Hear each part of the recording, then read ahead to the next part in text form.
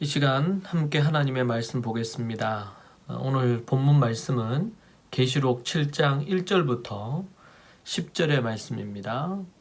우리 함께 한 목소리로 하나님의 말씀 읽겠습니다. 1절을 같이 합독해서 읽습니다. 이 일 후에 내가 내 천사가 땅 내 모퉁이에 선 것을 보니 땅의 사방의 바람을 붙잡아 바람으로 하여금 땅에나 바다에나 각종 나무에 불지 못하게 하더라.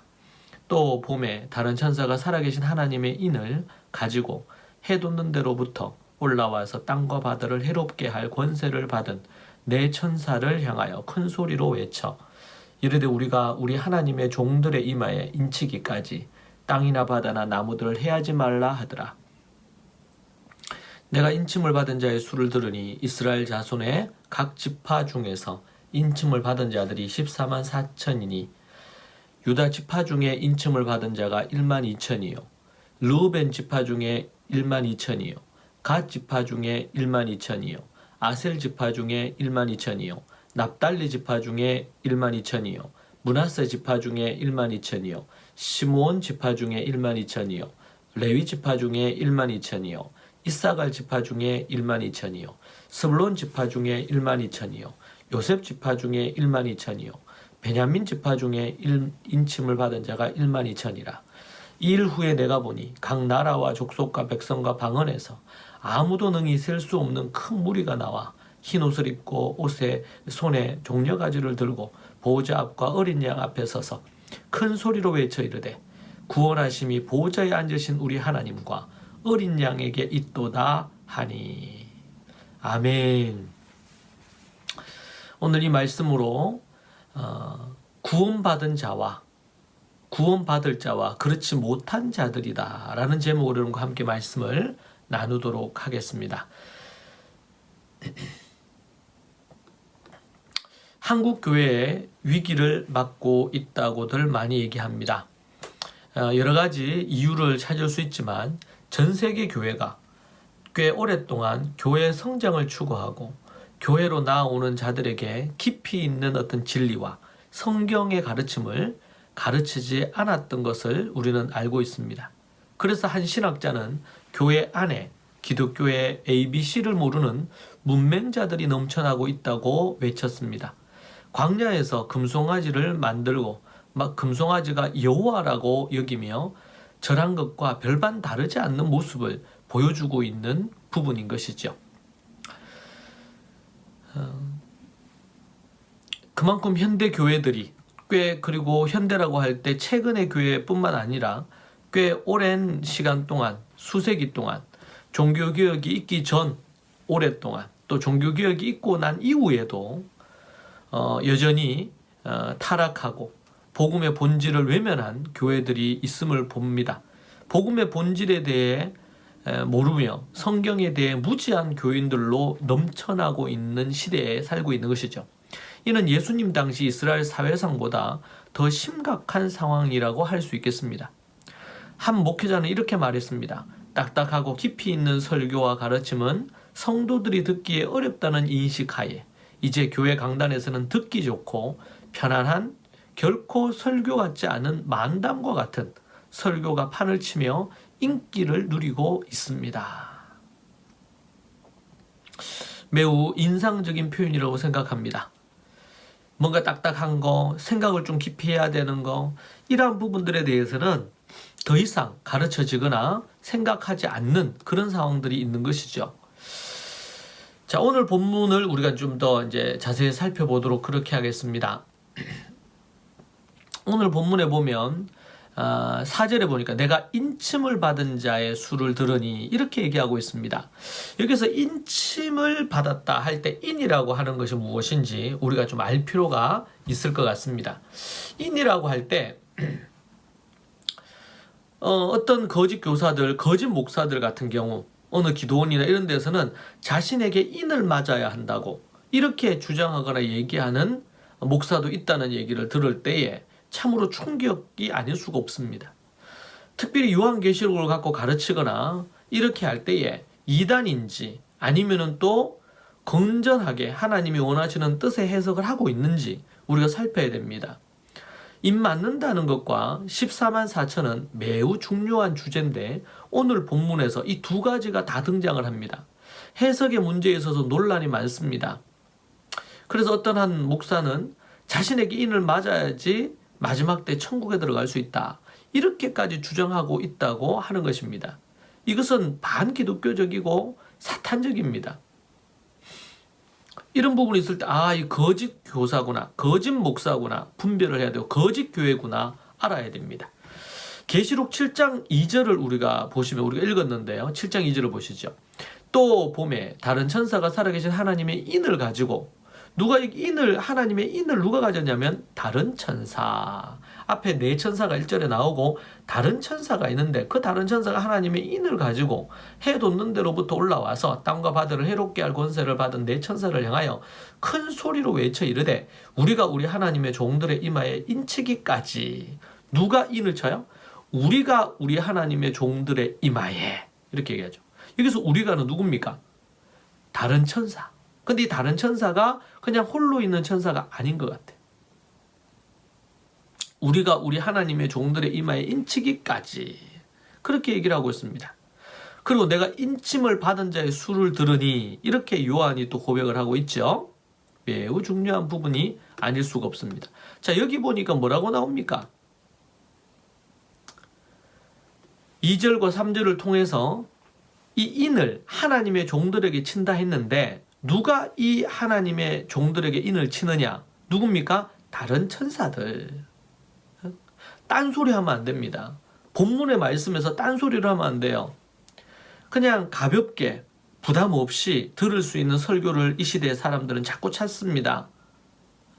이 세상 자체가 갈수록 더 가벼워지고 뭔가 쉬운 것을 요구하고 그냥 생각 없이 그냥 어떤 것들을 할 수 있기를 원합니다.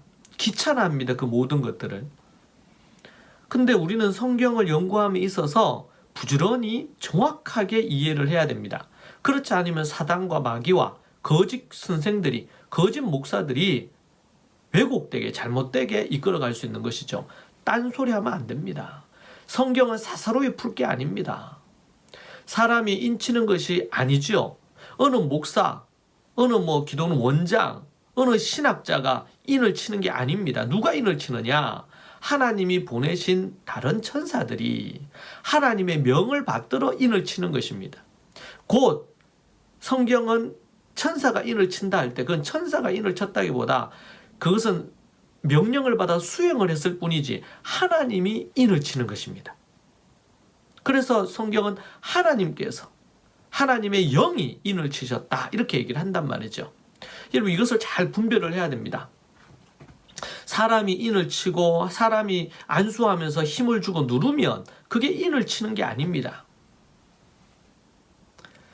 자, 그러면은 먼저 인이 뭔지를 보십시다. 인은 도장을 찍는다는 것인데 성경에서 인은 소유권을 의미합니다. 지금도 그렇죠. 우리가 도장을 찍는다, 땅을 사거나 집을 사거나 이렇게 할 때 계약을 하죠. 그리고 도장을 딱 찍습니다. 파는 사람, 사는 사람, 그 중개인이 있고, 그리고 잔금을 치르고 또 도장 그 확인을 하죠. 그러니까 이게 이제 내 것이 되었다. 너는 내 것이라. 이건 도장 인을 쳤다, 이 말입니다. 성경에서도 이 인을 친다는 것은 소유권을 의미하는 것이고 소유권을 줬다는 것을 의미합니다. 또 다른 의미는 소유권과 더불어 내가 이제 너를 보호하겠다, 너는 이제 내 것이다 라는 의미를 함께 가지고 있는 것이죠. 하나님과 특별한 관계를 맺었다는 것을 보여주는 그런 대목입니다. 그리고 이 본문에서 인을 쳤다는 것은 성령의 인치심, 이것은 성경 전체를 볼 때에 성령께서 인을 치셨다라는 것과 관련되어 있습니다. 자, 본문에서 인 맞은 자들은 하나님께서 자신의 종들의 이마에 인치셨음을 의미하는 것이죠. 천국 백성들은 반드시 이마에 인을 맞아야 됩니다. 그래야 우리는 주의 소유가 되며 주님께서 각 사람 한 사람 한 사람을 보증해 줄 수 있기 때문에 그렇고, 보증이 되려면 반드시 성령의 인을 맞아야 된다. 주님은 자신의 백성에게 인을 치십니다. 왜 치실까요? 이것은 내 것이다.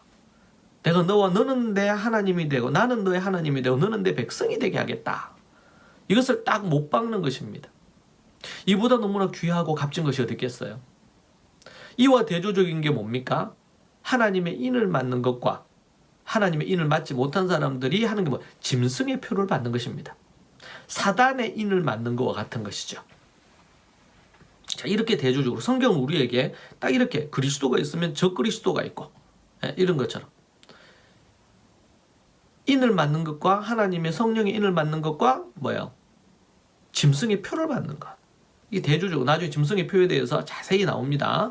뭐 666이다 어쩌다 말들이 많은데 제대로 알아야 됩니다. 그렇지 않으면 이 요한계시록으로 장난질하고 이단들이 또 사이비들이 또 이 개신교라는 이름을 갖고 있지만 교회가 잘못되게 가르치는 것을 무분별하게 그렇게 따를 수 있기 때문에 그렇습니다.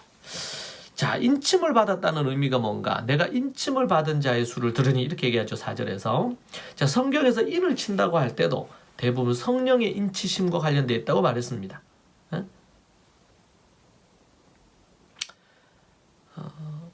성령을 받았다는 것을 의미하는 것이죠. 성령의 인을 쳤다는 것은 또 다른 어떤 걸 얘기하는 게 아니고 이 대표적인 사건이 언제 일어납니까?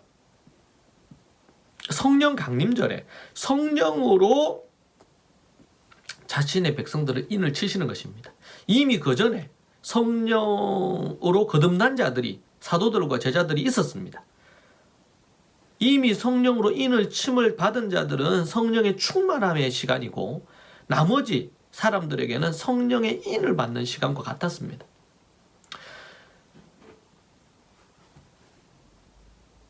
그 인을 친다 그럴 때 성령님을 꼭 기억해야 됩니다. 성령님으로 인해 인을 쳤다는 것은 성령님이 인격적으로 한 사람 안에 거주하신다는 의미가 되고요.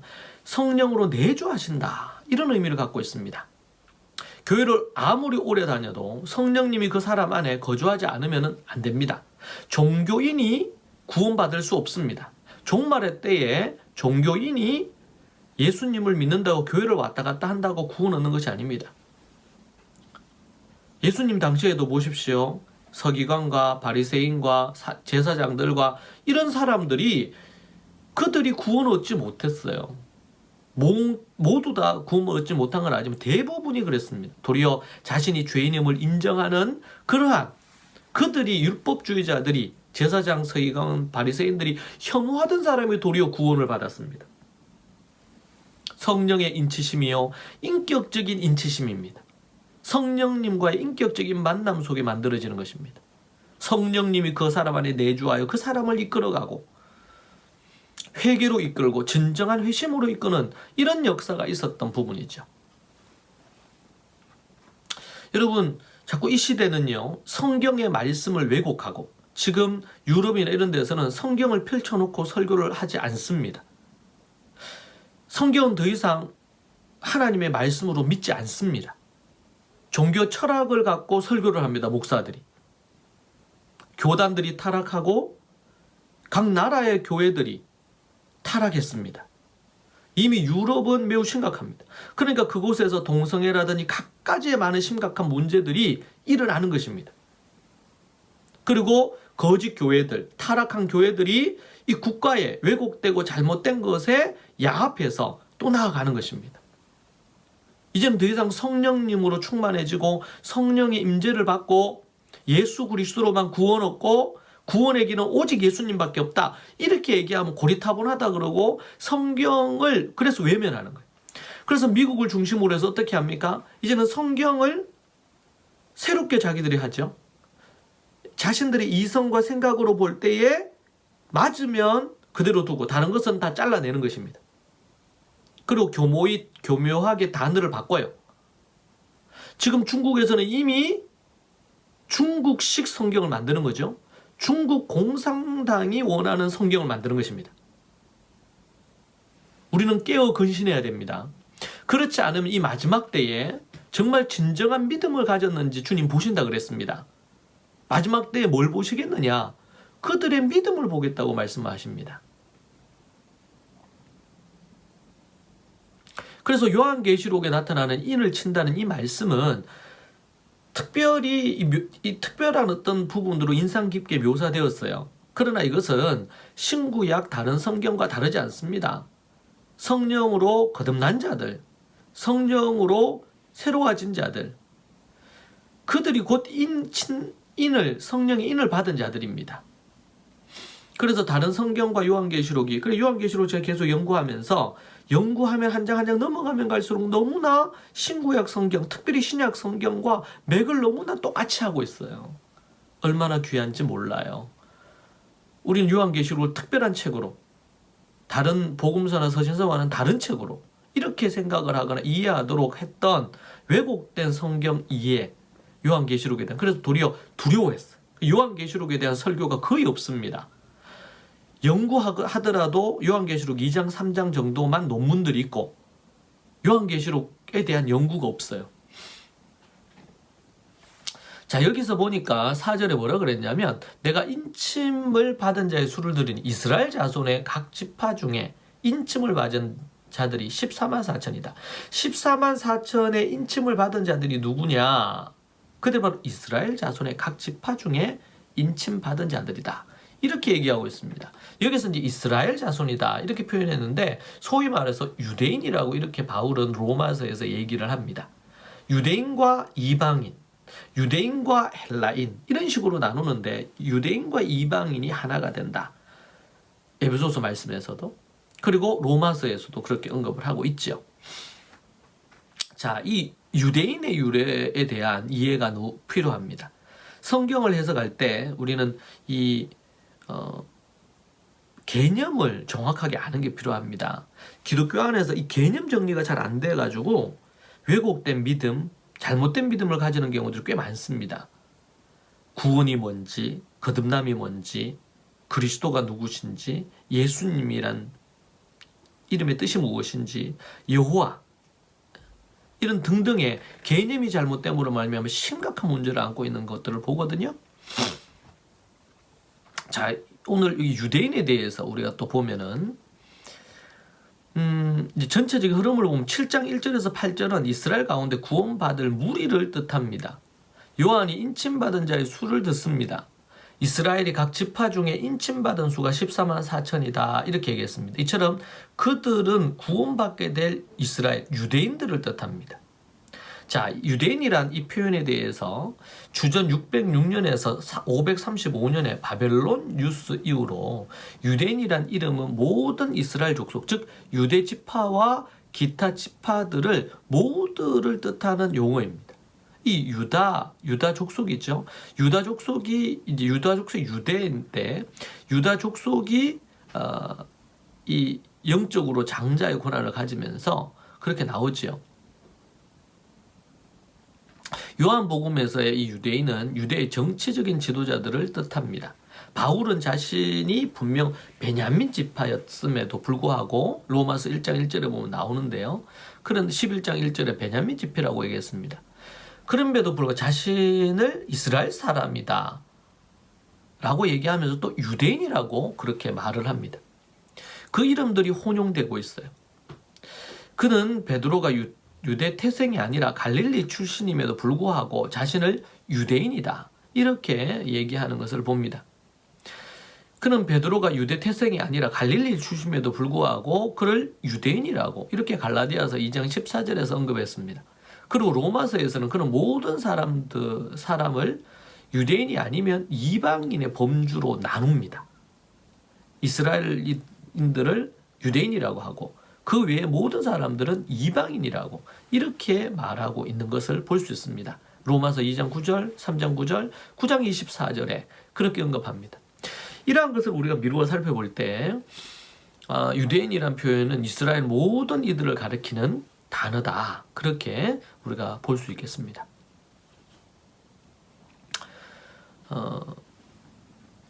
이 요한계시록 7장 1절과 1절에서 8절에는 하나님께서 대환란 시대 동안 수많은 유대인들을 구원하시리라고 말씀하십니다. 9절 이하는 이방인들 가운데서 한 무리를 구원해 내실 것에 대해서 예언하고 있습니다. 그래서 이 큰 무리 우리 한번 볼까요? 본문 말씀을 한번 잠시 보시면 4절에서 내가 인침을 받은 자의 수를 들은 이스라엘 자손의 각 지파 중에서 인침을 받은 자들이 14만 4천이니 그러면서 유다 지파부터 1만 2천 쭉 해서 마지막 베냐민 지파까지 인침을 받은 자가 1만 2천이다 이렇게 얘기를 했죠. 자, 여기까지가 유대인들이 인침받은 구원받을 자에 대한 이야기고 9절에서 이 일 후에 내가 보니 각 나라와 족속과 백성과 방언에서 아무도 능히 셀 수 없는 큰 무리가 나와 흰옷을 입고 손에 동료가지를 들고 보호자 앞에 어린 양 앞에 서서 이 일 후에 그랬어요. 그러니까 유대인들 이스라엘이 인침을 받은 후에 내가 각 나라 족속 백성 방언 능히 셀 수 없는 큰 무리 그렇게 얘기를 하고 있죠. 자, 여기서 우리가 이 구절이야가 이방인들 가운데 구원받을 큰 무리 한 무리를 얘기하는 것으로 우리가 볼 수 있습니다. 이 큰 무리에 대해서 세 가지 견해가 있습니다. 첫 번째는 역사 속에 신학적으로 대환란 때 짐승에 의해서 죽임을 당한 순교자들입니다. 여러분 우리는 건전한 신학, 건전한 성경에 대한 수천 년 동안 내려오는 그진 2000년 가까이 내려오는 우리의 선조들, 믿음의 선조들이 성경을 이해하기 위해서 애쓰고 노력한 것들을 우리가 소홀히 해서 안 됩니다. 그것이 신학으로 정립이 되어 있고 건전한 신학은 너무나 중요합니다. 네. 한때 뭐 이런 이상하게 성경을 그거 하는 부분도 있고 요즘 현대에도 갈수록 더 성경의 권위를 떨어뜨리면서 해석하는 신학들도 있지만 건전하고 바른 수천 년 동안의 이런 성경을 연구하고 해석하는 이 노하우가 담겨 있는 선조들의 그러한 신학은 너무나 중요하다. 우리는 독불장군처럼 내가 얘기하는 게 맞고 그러니까 이단들의 특징들이 그래요. 그러한 것들을 귀를 듣지 않습니다. 제가 이 14만 4천에 대해서도 신천지에서 이 14만 4천을 얼마나 왜곡하고 있는지 모릅니다. 여러분 그러한 것들을 나중에 이제 설교를 쭉 듣고 여러분들이 보시면 되는데 요한계시로 쭉 전체 듣고 나면 이게 분별이 됩니다. 제가 그래서 검색해서 찾아봤어요. 14만 4천이라든지 요한계시 관련된 거 딱 하면은요. 신천지에서 올린 게 너무 많아요. 아니면 신천지에 대해 반박하는 것도 있고요. 근데 신천지에서 올린 글들을 보면 공통점이 있어. 그 뭐냐면 성경의 이곳저곳을 가지고 와서 끼워 맞춰서 가르치는 것입니다. 이 잘못된 성경 해석법이죠. 이렇게 그래서 보면은 이게 오늘도 본문에 나오잖아요. 이 14만 4천이 누구냐고 이게 이스라엘이라고 얘기 나오잖아요. 그럼 이스라엘의 얘기 나오고 그리고 나서 그 9절에 지금 또 뭐가 4절과 9절에 각 나라와 족속과 백성 방언이 나왔단 말이에요. 그러면 그 흐름 속에서 그리고 그게 너무나 맞다고 얘기하기 위해서 4절에서 이 8절까지 뭘 얘기해요? 유다 지파 각 지파들 시므온 지파, 베냐민 지파까지 1만 2천이라고 반복해서 명확하게 얘기를 한단 말이에요.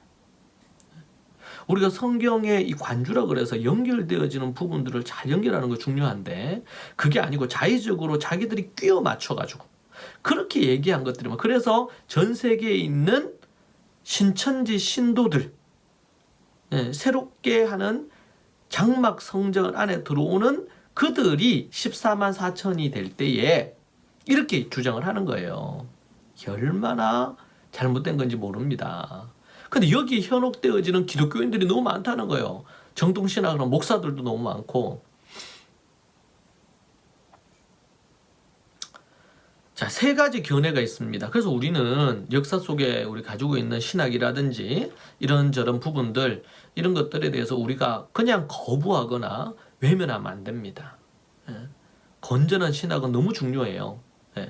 자, 첫 번째로 이 큰 무리가 누구냐? 대환란 때 짐승에 의해 죽임을 당한 순교자들일 거다. 이렇게 보는 것입니다. 두 번째는 하나님으로부터 인침받은 14만 4천과 동일한 이들.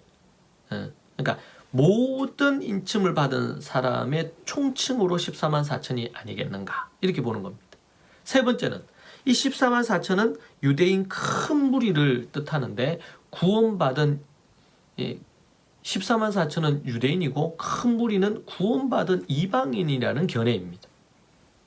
여러분 본문의 흐름의 문맥을 살펴보면 가장 적합한 것이 지금 7장에 나오는 14만 4천과 큰 무리는 능히 셀 수 없을 만큼 많은 큰 무리는 바로 이방인, 이렇게 보는 것이 너무나 자연스러운 해석입니다. 그런데 우리가 이때까지 신약에서 이스라엘은 이스라엘의 유대인이 아니고 예수님을 믿는 모든 사람을 뜻한다, 이렇게 우리가 갖고 있는 전제가 있단 말이에요. 이것이 어떻게 보면 약간 왜곡된 신학에서 나온 것도 있거든요. 분명히 이스라엘이 그거 한 게 있는데, 그러면은 그 유대인이다 아니면 이스라엘이다 이렇게 신약에서 나오는 모든 부분들이 다 그러면은 예수님을 믿는 전 인류에 있는 모든 사람을 뜻하느냐? 결코 그렇지 않죠. 그리고 오늘 부분에서 요한이 분명하게 자기의 민족인 유대인 그리고 지파별로 쫙 얘기하고, 그리고 나서 각 나라와 백성, 족속과 백성과 방언이라고 명확하게 언급을 하고 있잖아요. 그렇게 성경이 기록하고 얘기함에도 불구하고 이단들이, 신천지 같은 이단들이 한다든지, 아니면은 또 우리 또 편협된 시각으로 본문을 자꾸 해석한다든지 이런 경우들이 있단 말이죠. 자, 요한은 아무리 능히 보아도 능히 셀 수 없는 큰 무리라 그랬습니다. 3번의 견해를 기반으로 본문을 이해하고 나중에 14장 1절에서 4절에 다시 14만 4천이 언급이 됩니다. 우리가 거기에서 좀 더 14장에 가면 좀 더 또 자세히 우리가 살펴보도록 하겠습니다.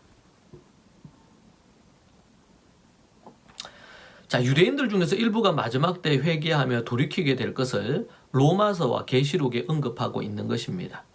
2일 후에 이렇게 나오죠. 9절에서. 그러니까 4절에서 이미 유대인들이 예수님을 믿고 회심하고 이제는 이방인의 구원의 완성이 이루어질 것에 대해서 암시해 주는 것입니다. 마지막은 이방인의 구원으로 완성될 것입니다. 최근 수많은 유대인들이 회개하고 돌이키는 뉴스를 우리는 접하고 있습니다. 유대인의 회심과 땅끝까지 이방의 복음이 전해질 것에 대한 이러한 것들은 이미 2000년 전 복음서와 요한계시록에서 이미 언급하고 있는 것이죠. 회개의 역사는 마지막 때를 향해 가고 있음을 우리에게 알려주는 너무나 귀중한 사인입니다. 유대인들이 회심하여 돌아올 때 우리는 알아야 됩니다. 이 주님의 재림의 종말이 시작되었고 가까이 오고 있구나. 이 종말은요, 이제 시작이 있고 주님 딱 재림하시고 혼인잔치 벌을 이렇게 하는 부분으로 완전히 이제 종식이 되는 때가 와요. 그러나 가까워 오지만 아직 마지막은 아닙니다. 종말의 과정이 있습니다. 그래서 17장, 18장, 19장 아마겟돈 전쟁까지 있어야지 이제 종말의 끝이 오는 것이죠. 요한계시록에서 적그리스도는 짐승의 표를 인칩니다. 표를 받았다 이렇게 얘기를 합니다.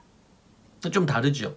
성령으로 천사를 통해 인을 쳤다는 것과 짐승의 표를 받았다 이렇게 표현하고 있습니다. 세상 무리들은 적그리스도를 따릅니다. 그러나 본문에 언급된 이들은 그리스도를 따르는 자들입니다. 그들은 흰옷을 입었습니다. 흰옷은 죄로부터 씻김을 받아 구원을 얻기 위해 그리스도께로 돌아선 자들에게 주어지는 것입니다. 그들은 흰옷을 입었어요. 그리고 하나님 앞에 나아가요. 그리스도의 피로 검은 죄가 깨끗하게 씻기고 흰옷을 입게 된 것입니다. 이것은 정결함과 승리를 상징하는 것이죠. 성도들은 믿음의 선한 싸움으로 승리한 후에 영생을 누리게 되어 있습니다.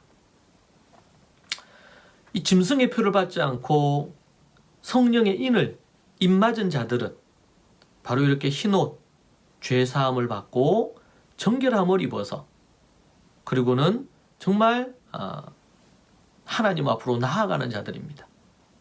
여러분, 진정으로 그 사람이 거듭나고 하나님 앞에 나아갔는지 알려면 어떻게 해야 될까요?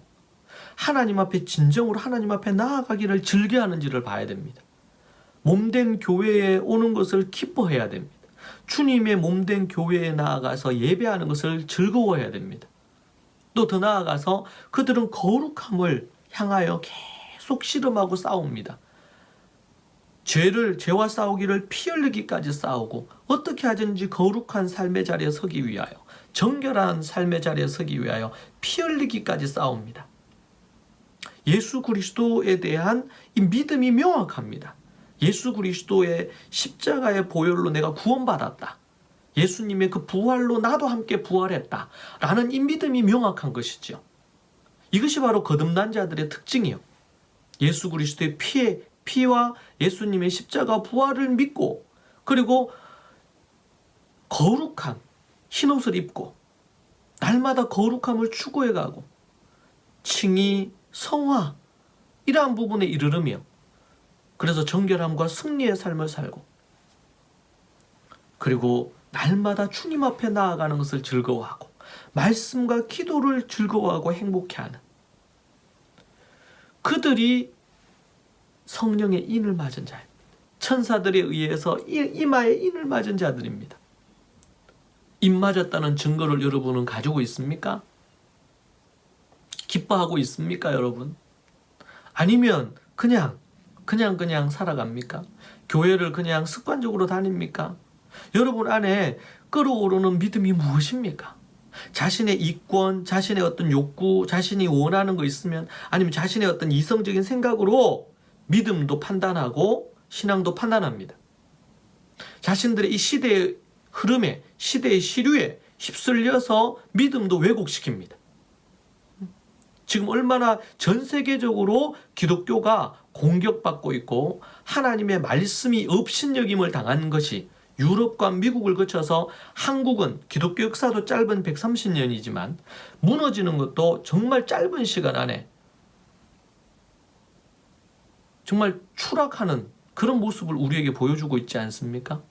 한때 불같이 성장을 부흥을 했다가 냄비처럼 식어버리고 있는 현실을 우리는 만나고 있습니다. 이 시대에는 다원주의가 팽배합니다. 종교 통합 운동들이 일어나고 있습니다. 캐톨릭과 그리고 개신교단 안에서도 변질된 교단들이 있고 교회들이 있습니다. 굳이 예수님이 아니어도 구원이 있다고 주장하는 것입니다. 여러분, 이것은 너무나 중요한 부분입니다. 왜 제가 이것을 늘 강조하죠? 성경이 예수 그리스도 외에는 구원이 없다고 명확하게 얘기를 하고 있지 않습니까? 그런데 예수님이 아니어도 불교에는 부처님이, 이슬람에는 마호멧이, 그리고 어떠한 이런 종교에서도 그런 종교, 작은 아프리카의 한 부족의 종교에서도 그들이 믿는 그 신이 그리스도다. 그들을 믿으면 어떤 걸 믿든지 간에 천국 간다. 여러분, 우리가 잘 알아야 됩니다. 여러분, 예수님 당시에 유대교가 있었습니다. 그들은 하나님을 섬기는 부분이에요. 그런데 이제 예수님 이후에 이 유대교가 좀 더 체계화가 되죠. 그러면서 뭐가 됩니까? 하나님이 보내신 예수님 메시아를 안 믿은 거예요. 하나님을 섬기던 이 유대인들이, 다수의 모든 대부분의 유대인들이 구원받지 못했습니다. 방주에 8명만 탔던 것처럼. 왜요? 종교주의에 빠졌어요. 율법주의에 빠졌어요. 그때 이후로 기독교가 시간이 지나면서 기독교가 그리스도교가 타락했죠. 4세기 이후로부터 로마로 건너가면서 이 타락의 속도가 엄청 더 빨라졌습니다.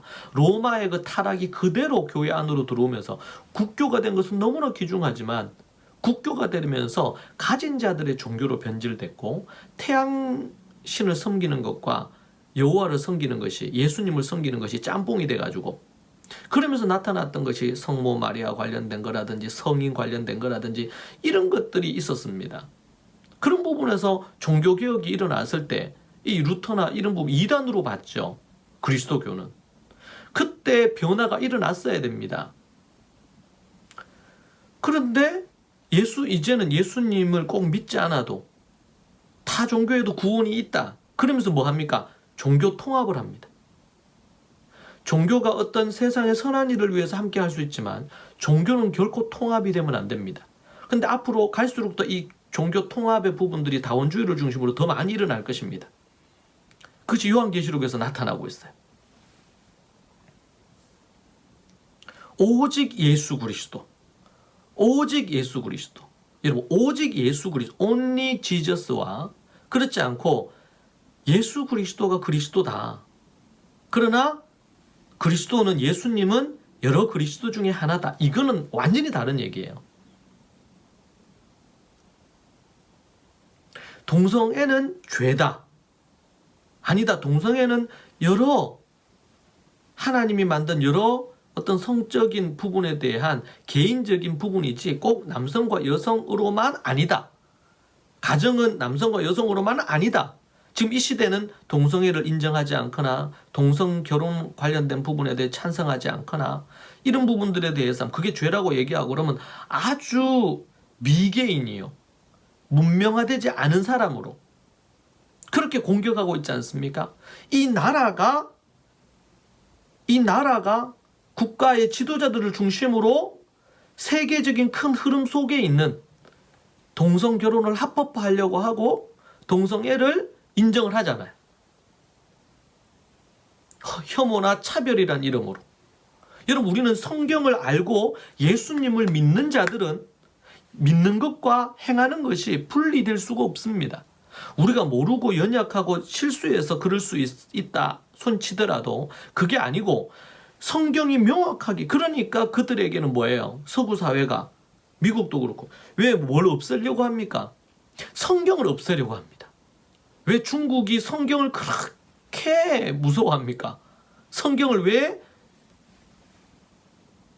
공산당이 원하는 성경을 만들려고 합니까? 성경을 읽으면 그게 죄라고 나오거든요.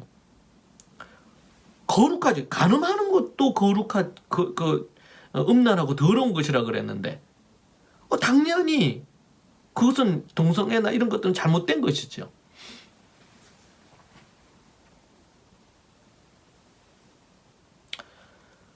자, 우리는 그러한 것들이 회색지대와 왜곡되고 있는, 진리가 왜곡되고 있는, 성경을 무시하고 있는, 예수님의 가르침과 하나님의 가르침이 완전히 무시당하고 있는 그런 시대를 우리는 계속 살고 있고 앞으로 더 그런 부분들이 가속화되고 심각한 시대가 될 것입니다. 자, 이 인침을 받은 자들이 어떻게 합니까? 9절 10절에 보니까 이 일 후에 내가 보니 각 나라와 족속과 백성과 방언에서 아무도 능히 셀 수 없는 큰 무리가 나와 흰 옷을 입고 손에 종려가지를 들고 보좌 앞에 어린 양 앞에 서서 큰 소리로 외쳐 이르되 구원하심이 보좌에 앉으신 우리 하나님과 어린 양에게 있도다. 구원하심이 성경에서 얘기하는, 기독교에서 얘기하는 그 하나님, 여호와 하나님과 어린 양 예수 그리스도에게만 구원하심이 있다는 것입니다. 대환란 동안 구원받은 이방인의 무리들이 손에 종려가지를 들고 있습니다. 이것은 무슨 의미일까요? 승리와 기쁨, 영광을 상징하는 것입니다. 그리스도인들이 믿음의 승리로 영광에 참여하여 영생을 누릴 것에 대해서 보여줍니다. 9절의 큰 무리와 앞서 휴거 때에 위로 올려진 그리스도인들 사이에 한 가지 다른 점이 있습니다. 큰 무리는 면류관을 갖고 있지 않지만 즐거움과 기쁨의 상징인 종려가지를 들고 있어요. 대환란 시대에 많은 사람은 순교당하고 또 순교자는 면류관을 쓰게 될 것입니다.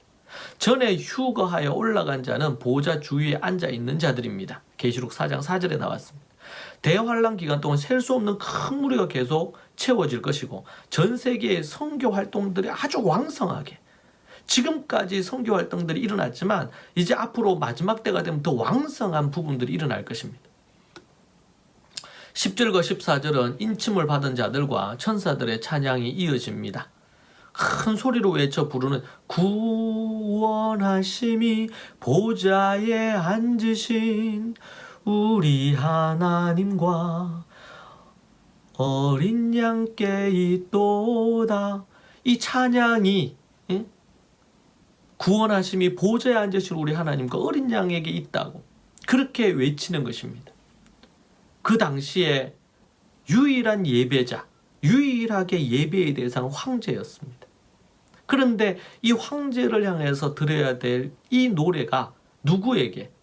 구원하신 보좌에 앉으신 우리 하나님과 어린 양에게 있다는 것입니다.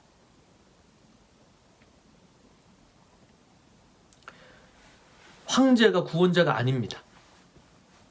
하나님의 자리를 탈취한 자입니다. 황제는. 다른 구원자는 없습니다.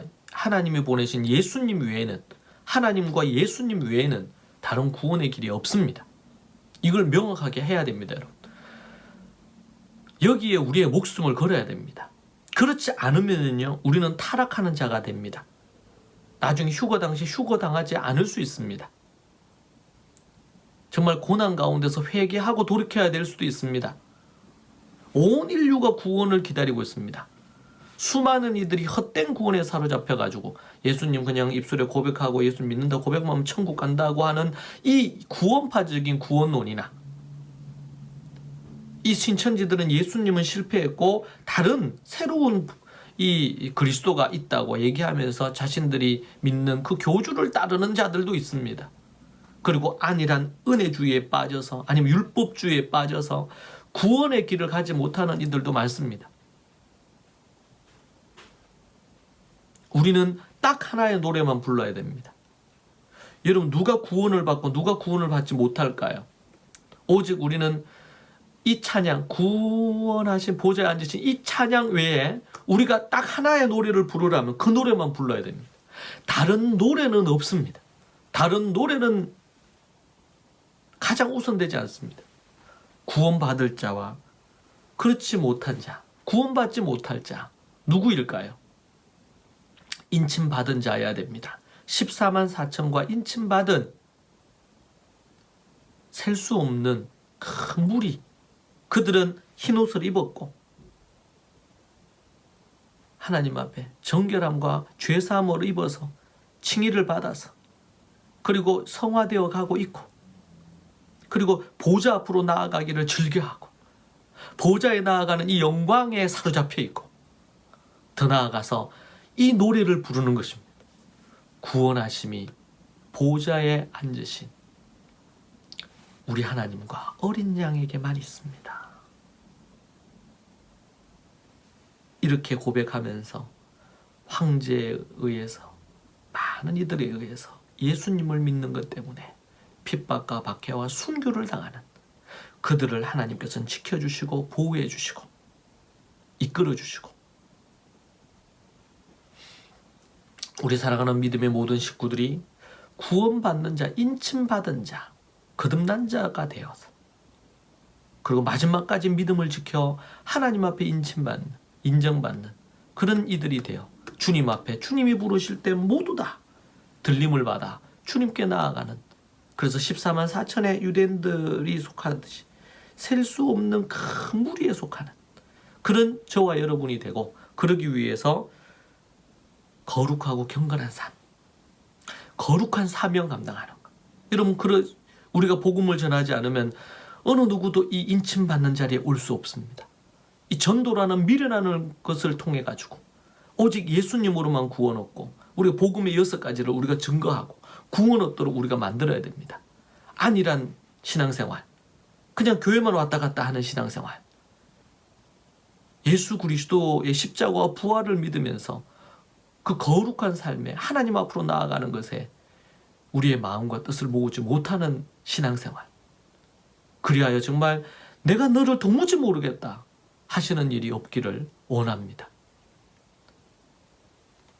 그 나무는 그 열매로 안다고 했습니다. 하나님의 말씀 따라 참된 열매 맺는 믿음의 신앙인들이 모두 다 되시기 바랍니다. 이 시간 함께 하나님 앞에 우리가 간절히 같이 기도하도록 하십시다. 이 말씀 붙들고 함께 우리 하나님 앞에 회개하고 참된 오늘 말씀 듣고 깨달은 것으로 기도하면 좋겠습니다. 같이 기도하십시다. 주여, 주여, 주여. 하나님 아버지, 주님 붙들어 주시고 인도해 주시기를 원합니다. 아버지 하나님, 은혜를 베풀어 주시고 능력을 베풀어 주옵소서. 성령으로 기름 부어 주시고 인도하여 주시옵소서. 우리 가운데 한 명도 아버지 하나님이여 거듭나지 못하고 하나님 앞에 인침받지 못해 아버지 짐승의 표를 받아 지옥불에 떨어지는 자 없게 주님 도와주시고 인도하여 주옵소서. 마지막 때에 아버지 하나님 진리의 말씀을 깨닫고 하나님의 말씀의 사람 되게 하여 주시고 인도해 주시기를 원합니다. 주여 도와주시고 인도하여 주옵소서. 아버지 하나님, 살아계신 하나님 아버지 감사합니다. 진리의 말씀 붙들고 나아가는 자들이 되기를 원합니다. 주의 성령으로 기름 부어주시고 인도하여 주옵소서. 모든 악하고 어두운 것들이 떠나가게 하시고 참된 믿음을 갖고 인침을 받아 하나님 앞에 거룩하고 경건하며 흰옷 입은 자들이 모두 다 되게 하시고 정말 주님의 보좌 앞에 나아가는 것이 인생의 가장 고귀한 것이 되어 거룩한 주일 성수와 믿음으로 나아가 정말 하나님 앞에 인침받은 자로 그리고 구원하심이 보좌에 앉으신 우리 하나님과 예수님에게만 있다고 알고 이 구원받은 감격으로 날마다 거룩한 삶을 살며 거룩한 사명을 감당하는 전도하며 주의 사명 감당하는 제자 삼는 그런 일들에 헌신하는 자들이 모두 다 되게 하여 주옵소서. 예수님의 이름으로 기도합니다. 아멘.